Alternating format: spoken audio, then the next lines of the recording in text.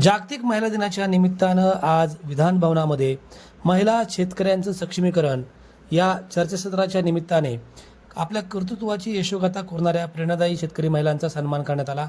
यामध्ये पुणे विभागातून बारामतीच्या प्रयोगशील शेतकरी स्वाती शिंगाडे, कोकण विभागातील प्रयोगशील शेतकरी व उद्योजिका भूमिका शिर्के, कोल्हापूर विभागातून अरुंधती पाटील, लातूर विभागातून वृंदावनी यादव, अमरावती विभागातून गंगूबाई ठेंग, रत्नागिरी जिल्ह्यातून नेहा शेट्टे आणि रत्नागिरी जिल्ह्यातूनच मयूर जाधव या शेतकऱ्यांचा सत्कार करण्यात आला। या व्यतिरिक्त मराठवाडा दूध उत्पादक संघ या नागपूरच्या संस्थेचा देखील सन्मान करण्यात आला। हा सन्मान रुपाली शिंदे आणि वर्षा चव्हाण या दोन महिलांनी स्वीकारला।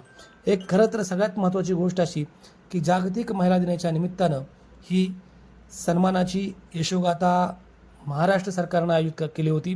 आजचा दिवस हा या मातीत श्रम करणाऱ्या, स्वप्न पेरणाऱ्या महिला शेतकऱ्यांचा सन्मान दिवस म्हणून साजरा करण्यात आला। आंतरराष्ट्रीय महिला शेतकरी वर्ष 2026 या संकल्पनेचा गौरव करत मुख्यमंत्री देवेंद्र फडणवीस, उपमुख्यमंत्री एकनाथ शिंदे, उपमुख्यमंत्री सुनेत्रा पवार यांच्या उपस्थितीमध्ये हा सन्मान करण्यात आला।